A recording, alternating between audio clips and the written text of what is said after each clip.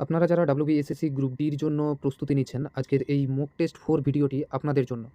আজকের এই ভিডিওতে আমরা জিকে থেকে বাছাই করে 40টি প্রশ্ন নিয়ে আলোচনা করব। এই 40টি প্রশ্নের মধ্যে আপনি কতগুলো প্রশ্নের সঠিক উত্তর করতে পারলেন, ভিডিওর কমেন্ট সেকশনে অবশ্যই কমেন্ট করে জানাতে ভুলবেন না। তাহলে আর দেরি না করে শুরু করা যাক আজকের এই ভিডিও।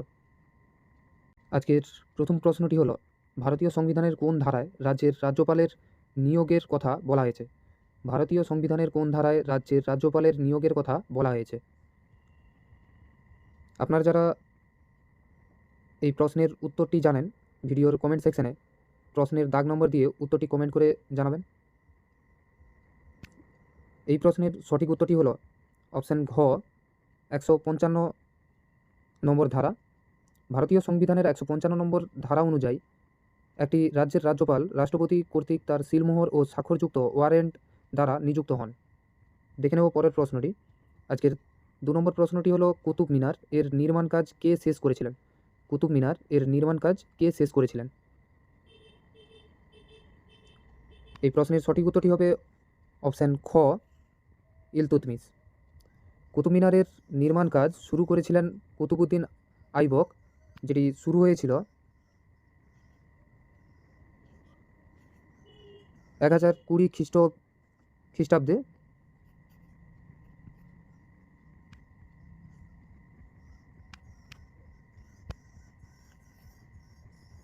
কিন্তু এর 3টি তলা নির্মাণ করে কাজটি শেষ করেছিলেন তার জামাতা ও উত্তরাধিকারী ইলতুৎমিশ। দেখে নেব পরের প্রশ্নটি। পৃথিবীর দীর্ঘতম নদী কোনটি যার কোনো শাখা নদী নেই? পৃথিবীর দীর্ঘতম নদী কোনটি যার কোনো শাখা নদী নেই? এই প্রশ্নের সঠিক উত্তরটি হবে অপশান ঘ, নীলনদ। নীলনদ হলো পৃথিবীর দীর্ঘতম নদী, যার দৈর্ঘ্য প্রায় 6650 কিমি। দেখে নেব পরের প্রশ্নটি। ব্ল্যাক প্যাগোডা নামে কোন মন্দিরটি পরিচিত? ব্ল্যাক প্যাগোডা নামে কোন মন্দিরটি পরিচিত? এই প্রশ্নের সঠিক উত্তরটি হবে অপশান ঘ, কোণার্কের সূর্য মন্দির। উড়িষ্যার কোণার্কের সূর্য মন্দিরটি একসময় দূর থেকে কালো দেখাতো, তাই এটি ঔপনিবেশিক যুগে নাবিকদের কাছে ব্ল্যাক প্যাগোডা নামে পরিচিত ছিল। দেখে নেব পরের প্রশ্নটি। প্রথম কোন ভারতীয় অর্থনীতিবিদ নোবেল পুরস্কার লাভ করেন?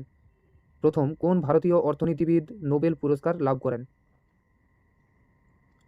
এই প্রশ্নের সঠিক উত্তরটি হবে অপশান গ, অমর্ত্য সেন। অমর্ত্য সেন ছিলেন প্রথম ভারতীয় অর্থনীতিবিদ যিনি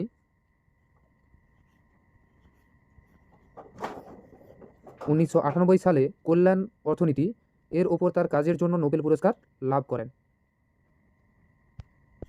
আজকের 6 নম্বর প্রশ্নটি হলো, ভারতের জাতীয় পশুর নাম কি? ভারতের জাতীয় পশুর নাম কি? এই প্রশ্নের সঠিক উত্তরটি হবে অপশান গ, বাঘ, royal Bengal tiger. Royal Bengal টাইগারকে 1971 সালে ভারতের জাতীয় পশু হিসেবে ঘোষণা করা হয়। দেখে নেব পরের প্রশ্নটি। অপারেশন ফ্লাড কিসের উৎপাদনের সঙ্গে যুক্ত? অপারেশন ফ্লাড কিসের উৎপাদনের সঙ্গে যুক্ত? এই প্রশ্নের সঠিক উত্তরটি হবে অপশান ঘ, দুধ উৎপাদন। অপারেশন ফ্লাড বা শ্বেত বিপ্লব হলো ভারতের দুধ উৎপাদন বাড়ানোর এবং দুগ্ধ শিল্পকে সংগঠিত করার একটি কর্মসূচি। দেখে নেব পরের প্রশ্নটি। বিশ্বের কোন শহরকে নিষিদ্ধ শহর বলা হয়? বিশ্বের কোন শহরকে নিষিদ্ধ শহর বলা হয়? এই প্রশ্নের সঠিক উত্তরটি হবে অপশান গ, বেজিং, চীন। চীনের বেজিংয়ে অবস্থিত প্রাক্তন রাজকীয় প্রাসাদ কমপ্লেক্সটি বহিরাগতদের প্রবেশের ওপর নিষেধাজ্ঞা থাকার কারণে নিষিদ্ধ শহর নামে পরিচিত। আজকের 9 নম্বর প্রশ্নটি হলো, নিম্নলিখিতগুলির মধ্যে কোন ভাইসরয়কে ভারতের স্থানীয় স্বায়ত্ত শাসনের জনক বলা হয়? নিম্নলিখিতগুলির মধ্যে কোন ভাইসরয়কে ভারতের স্থানীয় স্বায়ত্ত শাসনের জনক বলা হয়? এই প্রশ্নের সঠিক উত্তরটি হবে অপশান গ, লর্ড রিপন।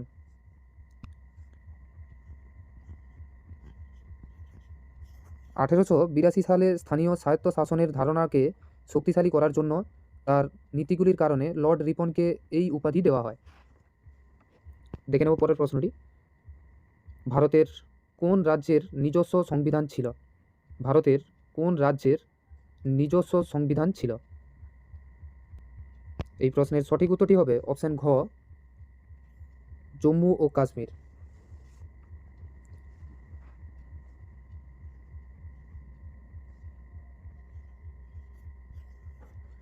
দু সালের ধারা 370 বাতিলের আগে পর্যন্ত জম্মু ও কাশ্মীরের ভারতীয় সংবিধানের পাশাপাশি নিজস্ব একটি সংবিধান ছিল। দেখে নেব পরের প্রশ্নটি। বিশ্বের প্রথম মহিলা প্রধানমন্ত্রী কে ছিলেন? বিশ্বের প্রথম মহিলা প্রধানমন্ত্রী কে ছিলেন? এই প্রশ্নের সঠিক উত্তরই হবে অপশান ঘ, শ্রীমাভো বন্দরনায়েকে, শ্রীলঙ্কা। শ্রীমাভো বন্দরনায়েকে 1960 সালে শ্রীলঙ্কার প্রধানমন্ত্রী নিযুক্ত হন এবং তিনি ছিলেন বিশ্বের প্রথম নির্বাচিত মহিলা প্রধানমন্ত্রী। দেখে নেব পরের প্রশ্নটি। আজকের 12 নম্বর প্রশ্নটি হলো দ্য টেম্পেস্ট নাটকটি কার লেখা? দ্য টেম্পেস্ট নাটকটি কার লেখা? এই প্রশ্নের সঠিক উত্তরটি হবে অপশান গ, উইলিয়াম শেক্সপিয়ার। দ্য টেম্পেস্ট হলো বিখ্যাত ইংরেজ নাট্যকার এবং কবি উইলিয়াম শেক্সপিয়ারের লেখা একটি রোমান্টিক কমেডি। দেখে নেব পরের প্রশ্নটি। ভারতের দ্বিতীয় পঞ্চবার্ষিকী পরিকল্পনা কিসের ওপর জোর দিয়েছিল? ভারতের দ্বিতীয় পঞ্চবার্ষিকী পরিকল্পনা কিসের ওপর জোর দিয়েছিল? এই প্রশ্নের সঠিক উত্তরটি হবে অপশান গ, শিল্পায়ন। 1956 থেকে 1961 সাল পর্যন্ত কার্যকর দ্বিতীয় পঞ্চবার্ষিকী পরিকল্পনাটি পিসি মোহালনবিস মডেলের তৈরি হয়েছিল এবং এর মূল লক্ষ্য ছিল ভারী শিল্পায়ন। দেখে নেব পরের প্রশ্নটি। আজকের 14 নম্বর প্রশ্নটি হলো পৃথিবীর সবচেয়ে বেশি লবণাক্ত হ্রদ কোনটি? পৃথিবীর সবচেয়ে বেশি লবণাক্ত হ্রদ কোনটি? এই প্রশ্নের সঠিক উত্তরটি হবে অপশান ডি, অপশান ঘ, ভ্যান হ্রদ। তুরস্কের ভ্যান হ্রদ হলো লবণাক্ততার দিক থেকে পৃথিবীর সবচেয়ে লবণাক্ত হ্রদগুলির মধ্যে অন্যতম। অনেক ক্ষেত্রে আসল সবচেয়ে বেশি লবণাক্ত হ্রদ হিসেবে ভ্যান হ্রদকে ধরা হয়, তবে ডেড সি দ্বিতীয় স্থানে থাকে। দেখে নেব পরের প্রশ্নটি। খাজুরাহো স্মৃতিস্তম্ভের গোষ্ঠী কোন রাজ্যে অবস্থিত? খাজুরাহো স্মৃতিস্তম্ভের গোষ্ঠী কোন রাজ্যে অবস্থিত? এই প্রশ্নের সঠিক উত্তরটি হবে অপশান ঘ, Madhya Pradesh. UNESCO world heritage site হিসেবে পরিচিত খাজুরাহো মন্দিরগুলির মধ্যপ্রদেশের ছাতারপুর জেলায় অবস্থিত। দেখে নেব পরের প্রশ্নটি। আজকে 16 নম্বর প্রশ্নটি হলো কত সালের ভারত শাসন আইন দ্বারা প্রদেশে দ্বৈত শাসন ব্যবস্থা চালু ছিল? কত সালের ভারত শাসন আইন দ্বারা প্রদেশে দ্বৈত শাসন ব্যবস্থা চালু হয়েছিল? এই প্রশ্নের সঠিক উত্তরটি হবে অপশান খ, 1919 সালের আইন। 1919 সালের ভারত শাসন আইন বা মন্টেগু চেমসফোর্ড সংস্কারের মাধ্যমে ব্রিটিশ ভারতে প্রদেশগুলিতে দ্বৈত শাসন ব্যবস্থা চালু হয়। দেখে নেব পরের প্রশ্নটি। ভারতের কোন শহরে ইডেন গার্ডেন্স ক্রিকেট স্টেডিয়াম অবস্থিত?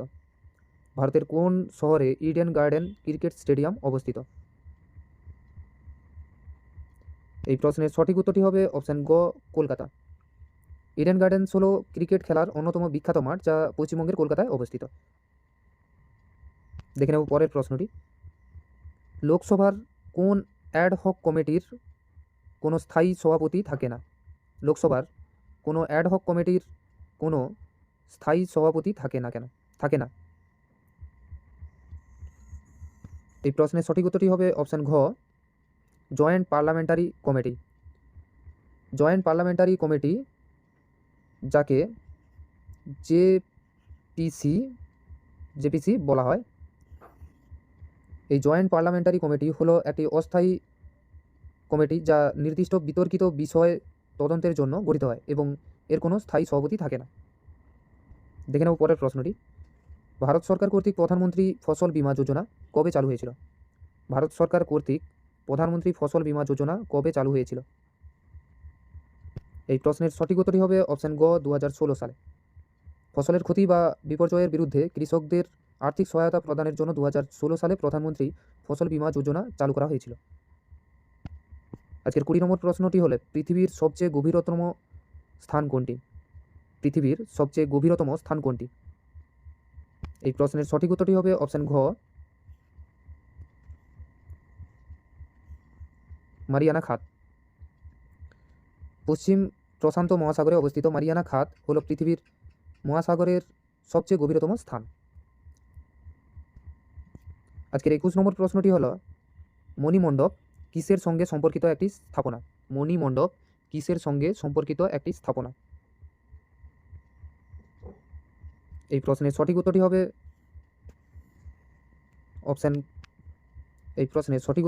অপশান ঘ, তামিল সংস্কৃতি ও স্মৃতিস্তম্ভ। মণিমণ্ডপ সাধারণত দক্ষিণ ভারতের মন্দির বা ঐতিহাসিক স্থাপনাগুলির সাথে সম্পর্কিত, যেখানে স্মৃতিস্তম্ভ বা সাংস্কৃতিক অনুষ্ঠান অনুষ্ঠিত হয়। দেখে নেব পরের প্রশ্নটি।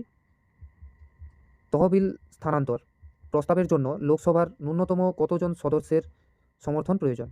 তহবিল স্থানান্তর প্রস্তাবের জন্য লোকসভার ন্যূনতম কতজন সদস্যের সমর্থন প্রয়োজন? এই প্রশ্নের সঠিক উত্তরটি হবে অপশান গ, 50 জন সদস্য। লোকসভায় সরকারের বিরুদ্ধে অনাস্থা প্রস্তাব বা তহবিল স্থানান্তর যা সরকারকে সমর্থন করে না, এই তহবিল স্থানান্তর আনার জন্য ন্যূনতম 50 জন সদস্যের সমর্থন প্রয়োজন। আজকের 23 নম্বর প্রশ্নটি হলো ফরাসি বিপ্লব কত সালে হয়েছিল? ফরাসি বিপ্লব কত সালে হয়েছিল? এই প্রশ্নের সঠিক উত্তরটি হবে অপশান খ, 1789 সালে। ফরাসি বিপ্লব 1789 সালে শুরু হয়েছিল, যা ফরাসি ইতিহাসে একটি গুরুত্বপূর্ণ মোড় এবং গণতন্ত্রের বিকাশে সহায়ক ছিল। আজকে 24 নম্বর প্রশ্নটি হলো পঞ্চতন্ত্র নামক গল্পের সংকলনটি কে রচনা করেন? পঞ্চতন্ত্র নামক গল্পের সংকলনটি কে রচনা করেন? এই প্রশ্নের সঠিক উত্তরটি হবে অপশান গ, বিষ্ণু শর্মা। পঞ্চতন্ত্র হলো সংস্কৃত ভাষায় রচিত একটি প্রাচীন ভারতীয় গল্পের একটি সংকলন, যা পণ্ডিত বিষ্ণু শর্মা কর্তৃক রচিত বলে মনে করা হয়।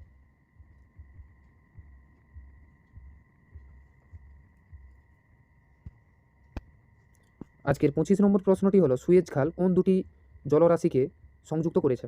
সুয়েজ খাল কোন দুটি জলরাশিকে সংযুক্ত করেছে? এই প্রশ্নের সঠিক উত্তরটি হবে অপশান গ, ভূমধ্যসাগর ও লোহিত সাগর। মানুষ্য নির্মিত গুরুত্বপূর্ণ জলপথ সুয়েজ খাল মিশরের ভূমধ্যসাগরকে লোহিত সাগরের সঙ্গে সংযুক্ত করেছে। দেখে নেব পরের প্রশ্নটি। দিল্লির লাল কেল্লায় দেওয়ান-ই-আম কে নির্মাণ করেছিলেন? দিল্লির লাল কেল্লায় দেওয়ান-ই-আম কে নির্মাণ করেছিলেন? এই প্রশ্নের সঠিক উত্তরটি হবে অপশান গ, শাহজাহান। দেওয়ান-ই-আম, যার অর্থ সাধারণ মানুষের জন্য হলো, এবং দেওয়ান-ই-খাস, যার অর্থ হলো বিশেষ হল, উভয়ই মুঘল সম্রাট শাহজাহান কর্তৃক লাল কেল্লায় নির্মিত হয়েছিল। দেখে নেব পরের প্রশ্নটি। কেন্দ্রীয় বাজেট সংবিধানের কোন ধারা অনুযায়ী প্রস্তুত করা হয়? কেন্দ্রীয় বাজেট সংবিধানের কোন ধারা অনুযায়ী প্রস্তুত করা হয়? এই প্রশ্নের সঠিক উত্তরটি হবে অপশান ক, ধারা 112(1). আজকের 28 নম্বর প্রশ্নটি হলো ভারতের কোন রাজ্যে ডাল হ্রদ অবস্থিত? ভারতের কোন রাজ্যে ডাল হ্রদ অবস্থিত? এই প্রশ্নের সঠিক উত্তরটি হবে অপশান ঘ, জম্মু ও কাশ্মীর। দেখে নেব পরের প্রশ্নটি, ক্রিপস মিশন কত সালে ভারতে এসেছিল? ক্রিপস মিশন কত সালে ভারতে এসেছিল? এই প্রশ্নের সঠিক উত্তরটি হবে অপশান গ, 1942 সালে। দ্বিতীয় বিশ্বযুদ্ধে ভারতীয়দের সহযোগিতা নিশ্চিত করার লক্ষ্যে ব্রিটিশ সরকার কর্তৃক স্যার স্ট্যাফোর্ড ক্রিপসের নেতৃত্বে ক্রিপস মিশন 1942 সালে ভারতে এসেছিল। দেখে নেব পরের প্রশ্নটি, ভারতীয় সংবিধানের রিট জারি করার ক্ষমতা সুপ্রিম কোর্ট কোন ধারায় প্রয়োগ করে? ভারতীয় সংবিধানের রিট জারি করার ক্ষমতা সুপ্রিম কোর্ট কোন ধারায় প্রয়োগ করে? এই প্রশ্নের সঠিক উত্তরটি হবে অপশান ক, ধারা 32। সুপ্রিম কোর্ট ধারা 32 অনুযায়ী মৌলিক অধিকার রক্ষার জন্য রিট জারি করার ক্ষমতা রাখে। হাইকোর্ট ধারা 226 অনুযায়ী এই ক্ষমতা প্রয়োগ করে। দেখে নেব পরের প্রশ্নটি, ম্যানগ্রোভ অরণ্য প্রধানত কোথায় দেখা যায়? ম্যানগ্রোভ অরণ্য প্রধানত কোথায় দেখা যায়? এই প্রশ্নের সঠিক উত্তরটি হবে অপশান গ, জোয়ার ভাটা প্রভাবিত উপকূলীয় অঞ্চল। ম্যানগ্রোভ অরণ্য হলো লবণাক্ত জলের জন্ম নেওয়া গাছের একটি বিশেষ প্রকার, যা জোয়ার ভাটা প্রভাবিত উপকূলীয় অঞ্চলে এবং মোহনায় দেখা যায়। আজকের 32 নম্বর প্রশ্নটি হলো, দ্বিতীয়বারের মতো অসহযোগ আন্দোলন কে শুরু করেছিলেন? দ্বিতীয়বারের মতো অসহযোগ আন্দোলন কে শুরু করেছিলেন? এই প্রশ্নের সঠিক উত্তরটি হবে অপশান গ, মহাত্মা গান্ধী। মহাত্মা গান্ধী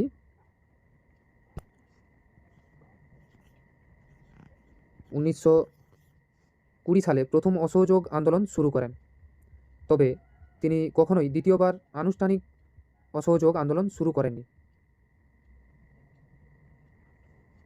দেখে নেব পরের প্রশ্নটি, ভারতীয় অর্থনীতিতে কেন্দ্রীয় পরিকল্পনা ধারণাটি কোন দেশের সংবিধান থেকে নেওয়া হয়েছে? ভারতীয় অর্থনীতিতে কেন্দ্রীয় পরিকল্পনা ধারণাটি কোন দেশের সংবিধান থেকে নেওয়া হয়েছে? এই প্রশ্নের সঠিক উত্তরটি হবে অপশান গ, সোভিয়েত ইউনিয়ন। ভারতের পঞ্চবার্ষিকী পরিকল্পনা এবং কেন্দ্রীয় পরিকল্পনার ধারণাটি সোভিয়েত ইউনিয়নের সংবিধান থেকে অনুপ্রাণিত।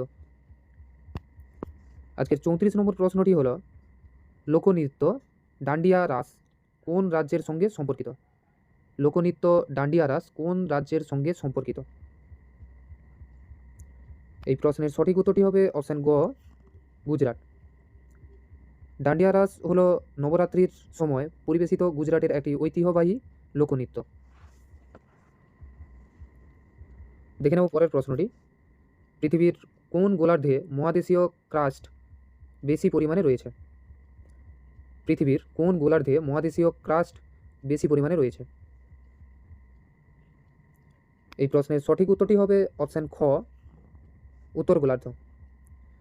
পৃথিবীর বেশিরভাগ প্রধান মহাদেশ এশিয়া, ইউরোপ, উত্তর আমেরিকা উত্তর গোলার্ধে অবস্থিত, তাই এখানে মহাদেশীয় ক্রাস্ট বেশি পরিমাণে রয়েছে। দেখে নেব পরের প্রশ্নটি, সত্যার্থ প্রকাশ গ্রন্থটি কে রচনা করেছিলেন? সত্যার্থ প্রকাশ গ্রন্থটি কে রচনা করেন? এই প্রশ্নের সঠিক উত্তরটি হবে অপশান ঘ, স্বামী দয়ানন্দ সরস্বতী। স্বামী দয়ানন্দ সরস্বতী কর্তৃক হিন্দি ভাষায় রচিত সত্যার্থ প্রকাশ হল আর্য সমাজের প্রধান ধর্মীয় গ্রন্থ। দেখে নেব পরের প্রশ্নটি, ভারতের প্রথম মহিলা রেলওয়ে ড্রাইভার কে ছিলেন? ভারতের প্রথম মহিলা রেলওয়ে ড্রাইভার কে ছিলেন? এই প্রশ্নের সঠিক উত্তরটি হবে অপশান ঘ, সুলেখা যাদব। দেখে নেব পরের প্রশ্নটি, চৌরঙ্গী উপন্যাসটি কার লেখা? চৌরঙ্গী উপন্যাসটি কার লেখা? এই প্রশ্নের সঠিক উত্তরটি হবে অপশান গ, শঙ্কর বা মণিশঙ্কর মুখোপাধ্যায়। জনপ্রিয় উপন্যাস চৌরঙ্গী এর লেখক হলেন বাঙালি সাহিত্যিক শঙ্কর বা মণিশঙ্কর মুখোপাধ্যায়। দেখে নেব পরের প্রশ্নটি, ভারতের কোন রাজ্যে মৌলিনং গ্রামটি অবস্থিত, যা এশিয়ার পরিচ্ছন্নতম গ্রাম নামে পরিচিত? ভারতের কোন রাজ্যে মৌলিনং গ্রামটি অবস্থিত, যা এশিয়ার পরিচ্ছন্নতম গ্রাম নামে পরিচিত? এই প্রশ্নের সঠিক উত্তরটি হবে অপশান গ, মেঘালয়। মৌলিনং হলো ভারতের মেঘালয় রাজ্যে অবস্থিত একটি গ্রাম, যা তার অসাধারণ পরিচ্ছন্নতার জন্য এশিয়ার পরিচ্ছন্নতম গ্রাম নামে পরিচিত। দেখে নেব পরের প্রশ্নটি, আজকের 40 নম্বর ও শেষ প্রশ্নটি হলো, কেন্দ্রীয় সরকার এর সকল নির্বাহী ক্ষমতা কার হাতে ন্যস্ত? কেন্দ্রীয় সরকারের সকল নির্বাহী ক্ষমতা কার হাতে ন্যস্ত? এই প্রশ্নের সঠিক উত্তরটি হবে অপশান ঘ, রাষ্ট্রপতি। ভারতীয় সংবিধানের 53(1) নম্বর